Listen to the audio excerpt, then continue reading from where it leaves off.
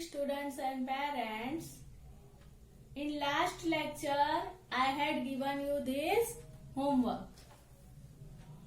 So, let's see the answer of these questions.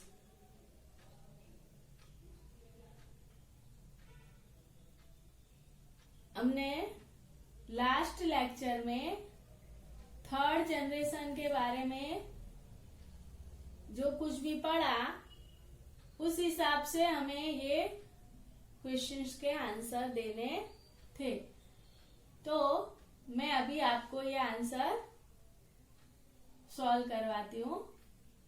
The first question is what we call a chip on which thousands of transistors are accommodated. वो chip को क्या बोलते हैं जिसके ऊपर हमने 1000 of transistor, बहुत सारे ट्रांजिस्टर्स को स्थान दिया हुआ है। हमने मीन्स थर्ड जनरेशन में जो चिप बनी जिसके ऊपर थाउजेंड्स ऑफ ट्रांजिस्टर को स्थान दिया हुआ था, उस चिप को क्या बोलते हैं? यस, वेरी गुड, आईसी बोलते हैं। क्या बोलते हैं? IC. What is the full form of IC? IC का फुल फॉर्म क्या है?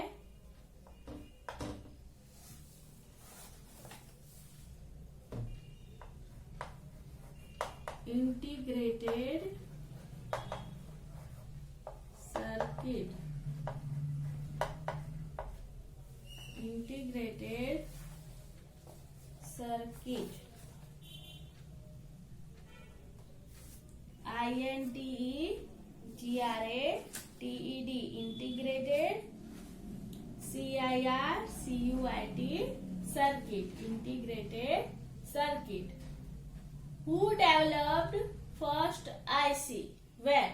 फर्स्ट आईसी किसने बनाई और कब बनाई? Yes, very good. First IC बनाई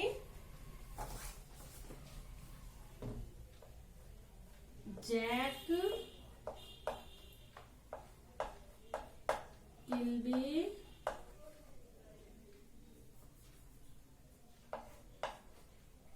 and Robert noise.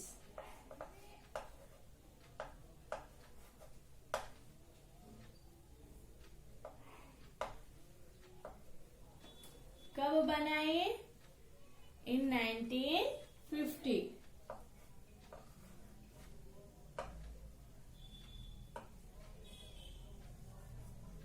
In 1950. So, student, please check in your notebook whether your answer is correct or not. If any wrong answer coming time, you write the correct answer. आप अपनी notebook में एक बार check कर लो आपके answer सही है या नहीं। अगर कोई आंसर गलत हो तो उसे इरेज करके सही आंसर लिख देना। Now we are going to learn about next point.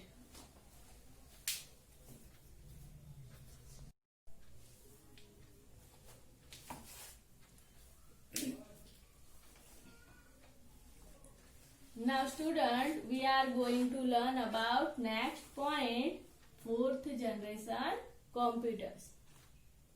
These fourth generation computers are from 1971 to today. Its duration is 1971 till today. ये जो फोर्थ जनरेशन कंप्यूटर्स है इसका समय स्टार्ट होता है 1971 से और फिनिश होता है टिल टुडे तक। मीन्स आज भी वो जनरेशन के कंप्यूटर्स है।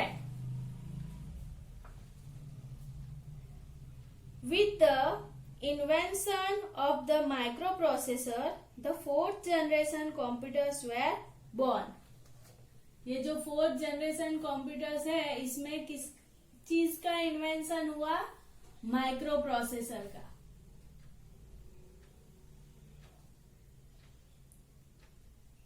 With these, thousands of ICs could be packed into a small chip.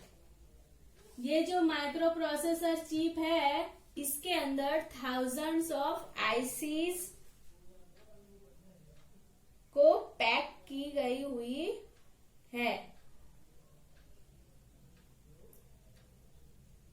जैसे हमने पढ़ा था कि 1000 ऑफ ट्रांजिस्टर को आईसी में सेट किया हुआ था, वैसे ही thousands ऑफ आईसीज को माइक्रो प्रोसेसर में सेट किया हुआ है।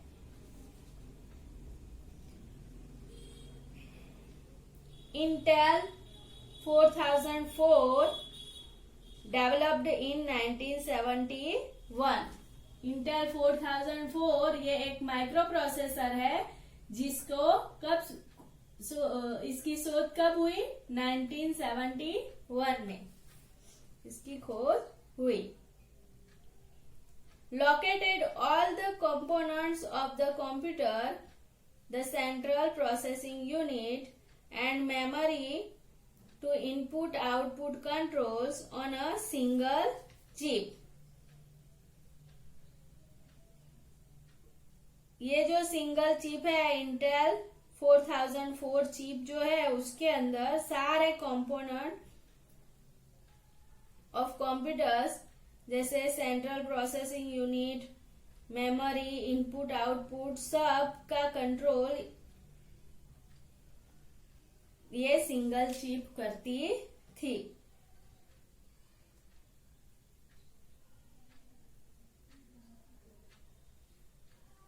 What in the first generation took an entire room?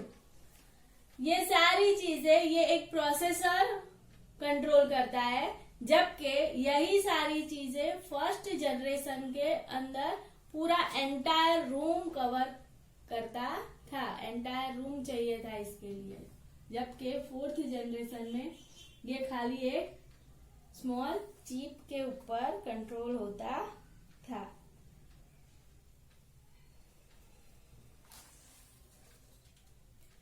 This way, the computer become even more compact and quite easy to handle.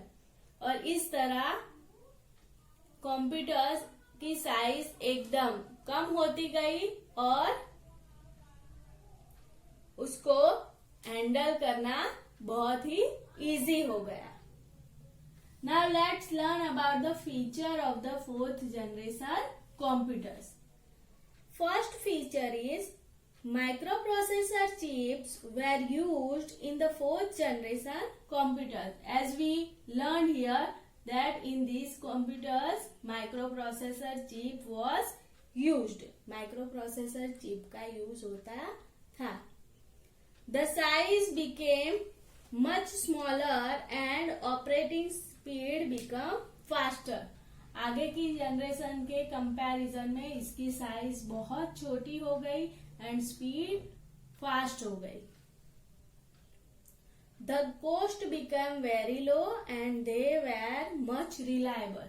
इसकी कॉस्ट बहुत कम हो गई और वो विश्वसनीय ज्यादा हो गया. Intel 4004, Apple, IBM 370 are the example of these 4th generation computers. Intel 4004 है, Apple है, IBM 370 है. ये सारे इस जनरेशन के कंप्यूटर के एग्जाम्पल्स हैं. Now the next point is 5th generation computers. These computers are at present and beyond. ये कंप्यूटर्स भी आज भी है और आगे भी होंगे.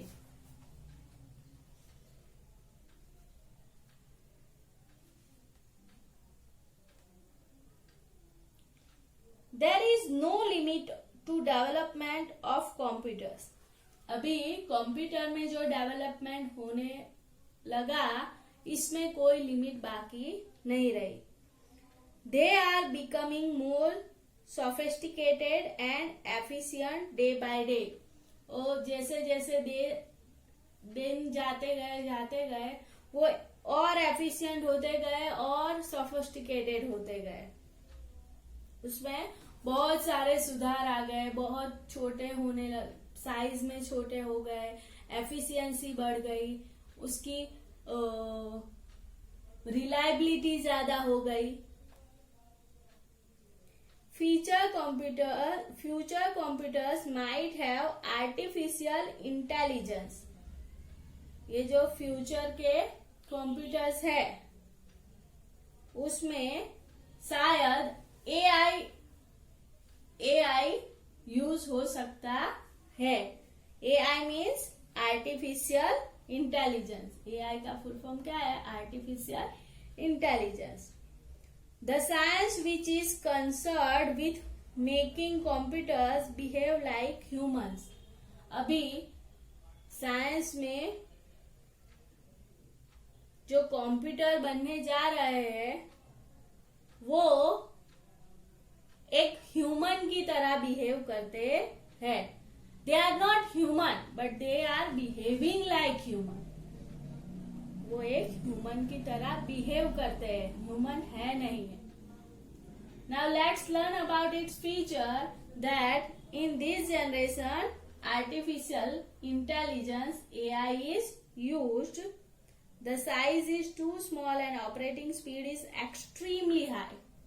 इसकी साइज बहुत छोटी है और उसकी स्पीड बहुत बहुत ज्यादा है. इसका एग्जाम्पल है रोबोट. रोबोट से जुड़े हुए आपने कितने कार्टून्स भी देखे होंगे, कितने पिक्चर्स भी देखे होंगे. उसमें आपने देखा होगा कि रोबोट्स किस तरह ह्यूमन बीइंग के जैसे काम करता है. तो this is the 2 generations, 4th generation and 5th generation. And now we are going to do some work regarding these 2 topics. मैं ये 2 टॉपिक के लेकर आपको कुछ काम देने वाली हूँ जो आपको करना है.